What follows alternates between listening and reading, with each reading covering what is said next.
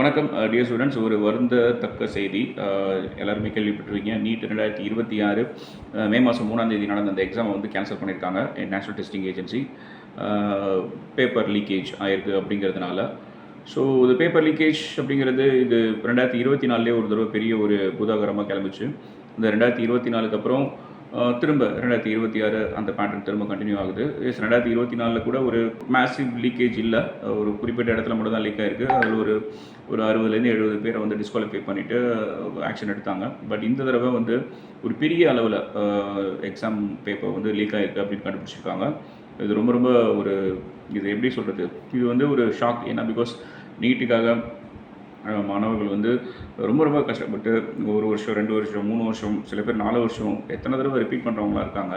So repeat பண்ணி போய் அந்த எக்ஸாம் எழுதிட்டு இந்த எக்ஸாம் வந்து இப்போ சில பேர் நல்லா பண்ணியிருப்பாங்க. ஒரு 30% மாணவர்கள் வந்து நல்லா பண்ணியிருப்பாங்க. ஸோ அவங்க நல்ல மார்க் ஸ்கோர் பண்ணியிருப்பாங்க. ஒழுங்காக படித்து ஒழுங்காக ஹார்ட் ஒர்க் பண்ணி அவங்க எடுத்திருப்பாங்க இவ்வளோ நாள் உழைப்பு போட்டு. பட் இப்போ அது இல்லை அப்படிங்கிறப்போ அவங்களுக்கு ஒரு பெரிய ஒரு ஷாக்கிங்காக இருக்கும். ஸ்டூடெண்ட்ஸோட மென்டாலிட்டி ரொம்ப ரொம்ப அஃபெக்ட் பண்ணும். சைக்காலஜிக்கலாக அது ரொம்ப ரொம்ப ஒரு ஷாக்கிங்காக இருக்கும். மன உளைச்சலுக்கு ஆளாக்கும் நிறைய விஷயங்கள் இருக்குது. மெயினாக வந்து பாபுலால் கட்டாரா அப்படிங்கிற ஒருத்தர் வந்து ராஜஸ்தானில் அரெஸ்ட் பண்ணியிருக்காங்க. கிட்டத்தட்ட ஒரு 45 பேர் 45க்கு மேலே இருக்கிற ஒரு நபர்களை வந்து இந்த பேப்பர் லீக் விஷயமாக வந்து அரெஸ்ட் பண்ணியிருக்காங்க. இந்த விஷயம் வந்து பயங்கர பூதாகரம். ஏன்னா பிகாஸ் கேன்சல் பண்ணுற அளவுக்கு போயிட்டாங்க. ஏன்னா போன 2024 கூட கேன்சல் பண்ணணுமா வேணாமா சுப்ரீம் கோர்ட்டில் போய் டிஃபெண்ட் பண்ணாங்க என்டிஏ. ஏன்னா பிகாஸ் அந்தளவுக்கு லீக் இல்லை அப்படிங்கிறத டிஃபெண்ட் பண்ணாங்க. நம்ம எல்லாருமே பார்த்தோம் 2 வருஷத்துக்கு முன்னாடி.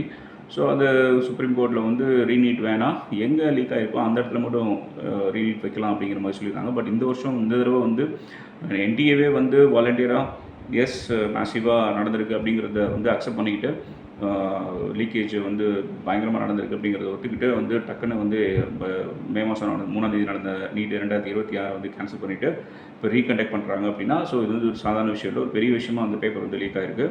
ஸோ ஆல்ரெடி நான் சொன்ன மாதிரி கிட்டத்தட்ட ஒரு 45 பேருக்கு மேலே வந்து அரெஸ்ட் பண்ணியிருக்காங்க. அண்ட் கவர்மெண்ட் ஆஃப் இந்தியா வந்து ரொம்ப சீரியஸாக எடுத்துகிட்டு இது வந்து சிபிஐக்கு பாஸ் பண்ணியிருக்காங்க. ஸோ இது கண்டிப்பாக வந்து சிபிஐ என்கொயரி நடக்கணும் அப்படிங்கிறது தான் வந்து கவர்மெண்ட் ஆஃப் இந்தியா வந்து ஒரு முடிவு பண்ணியிருக்காங்க. ஒரு எக்ஸாம் ஒரு பெரிய முக்கியமாக, அதாவது நீட் ஜெஇ அப்படிங்கிறது யூபிஎஸ்சி எக்ஸாம் அளவுக்கு இந்தியாவில் வந்து ஒரு முக்கியமாக பார்க்கப்படுற எக்ஸாம். ஸோ அந்த எக்ஸாமில் வந்து முறைகேடுகள் வந்து தொடர்ச்சியாக நடந்துகிட்ருக்கு அப்படிங்கிறது வந்து நமக்கு எல்லாத்துக்குமே வந்து ஒரு ஒரு ஒரு ஷாக்கான ஒரு விஷயந்தான், வருந்தத்தக்க விஷயம்தான். இது மாதிரி விஷயங்கள் நடக்கக்கூடாது. ஏன்னா பிகாஸ் மாணவர்களோட எதிர்காலம் இந்த எக்ஸாமை நம்பி இருக்கும் அப்படிங்கிற போது இது வந்து ரொம்ப வந்து ஸ்ட்ரிக்டாக நேர்மையான நம்பகத்தன்மையோடு நடக்கணும். யார் இதில் சம்மந்தப்பட்டிருந்தாலும் அவங்க வந்து கண்டிப்பாக தண்டிக்கப்படணும். ஸோ நம்ம வந்து இது தண்டனை மூலயமா மட்டும்தான் வந்து நம்ம வந்து தப்பை வந்து தவிர்க்க முடியும் அப்படிங்கிற ஒரு நிலைமையில் நம்ம இருக்கோம். யாருமே வந்து மனசாட்சிப்படி யாரும் செயல்படுறது கிடையாது.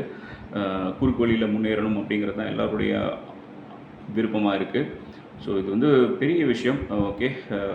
இதுக்கு முன்னாடி நடந்திருக்கு. 2015லேயும் இது மாதிரி ஒரு விஷயங்கள் நடந்திருக்கு.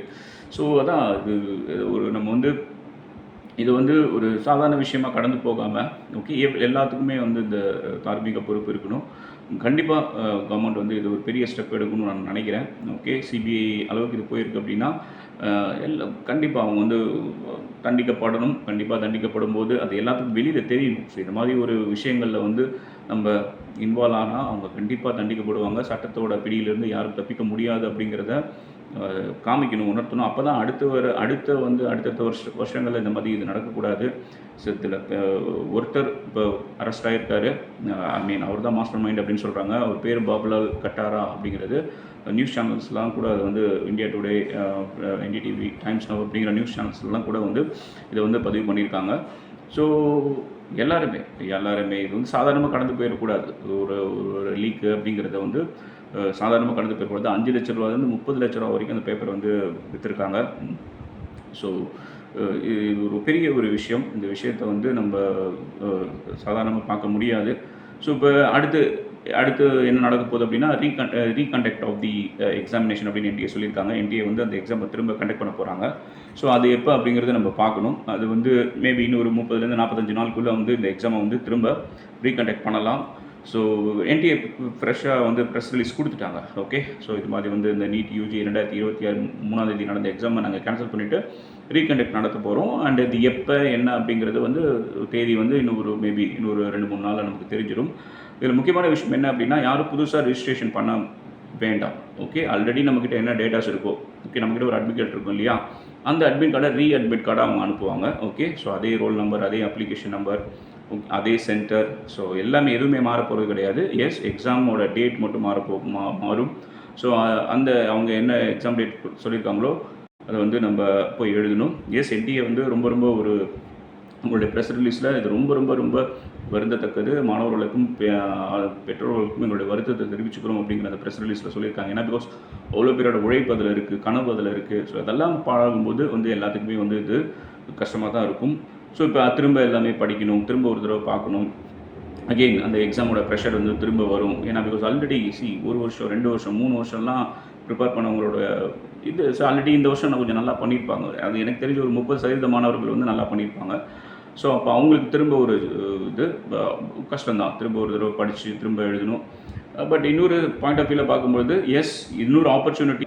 ஸோ இந்த சரியாக பண்ணாதவங்க, இப்போ சில பேர் வந்து பார்டரில் விட்டுருப்பாங்க மார்க்கை, ஒரு 500 மார்க் 550 மார்க்கில் விட்டுருப்பாங்க. ஸோ இப்போ அவங்கள என்ன பண்ணலாம் அப்படின்னா, எஸ், நமக்கு இன்னொரு சான்ஸ் கிடைக்குது, இந்த சான்ஸை நம்ம பயன்படுத்தி இந்த எக்ஸாமில் வந்து இன்னும் கொஞ்சம் நல்லா பண்ணி நம்மளுடைய மதிப்பெண்களை உயர்த்திக்கலாம் அப்படிங்கிற ஒரு பாயிண்ட் ஆஃப் வியூலையும் நம்ம பார்க்கலாம்.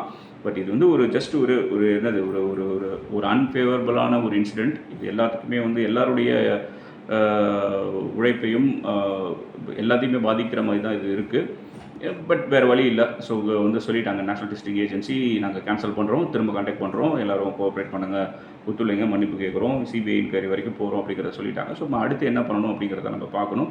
ஸோ அடுத்து இந்த எக்ஸாமுக்கு நம்ம அவங்க சொல்கிற தேதிக்கு நம்ம திரும்ப வந்து நம்மளை வந்து மைண்ட் செட்டை வந்து கொண்டு வந்து திரும்ப உட்காந்து ப்ரிப்பேர் பண்ணி திரும்ப நம்ம அந்த எக்ஸாம் எழுதணும். எஸ், வேறு வழி இல்லை. ஓகே, இது அவங்களே ஒத்துக்கிட்டாங்க இல்லையா. ஸோ இனிமேல் என்ன பண்ணுறது, போன தடவை அவங்க ஒத்துக்கல, சுப்ரீம் கோர்ட் வரைக்கும் கேஸ் போச்சு. ஸோ பட் இந்த தடவை அவங்களே வந்து வாலண்டியராக இது பண்ணிக்கிறாங்க. எஸ், கவர்மெண்ட் ஆஃப் இந்தியா கண்டிப்பாக வந்து இதுக்கு வந்து ஒரு பேப்பர் வாங்கினவங்களும் தப்பு, பேப்பரை விற்றவங்களும் தப்பு, இந்த பேப்பரை பகிர்ந்து எல்லார் மேலேயும் தப்பு இருக்குது. ஸோ அதனால் வந்து இதில் எத்தனை பேர் இதில் தண்டிக்கப்பட போகிறாங்க அப்படிங்கிறத நம்ம பொறுத்து தான் பார்க்கணும். So as of no NEET UG 2026 3 cancel ஆகிடுச்சு. ஓகே, அதாவது மே மாதம் 3ஆம் தேதி நடந்த 2026ஆம் வருடம் நடந்த அந்த எக்ஸாம் கேன்சல் ஆகிட்டு அந்த எக்ஸாம் வந்து திரும்ப மேபி நெக்ஸ்ட் மந்த்தோ என்ன அப்படிங்கிறது அவங்க டேட் ரிலீஸ் பண்ணுவாங்க. ஸோ அப்போ திரும்ப நடக்க போகுது. ரீகண்டக்ட் வந்து நீட் யூஜி 2026 நடக்க போகுது அப்படிங்கிறது மட்டும் நமக்கு உறுதியாக தெரியுது. பொறுத்திருந்து பார்ப்போம். தேங்க்யூ.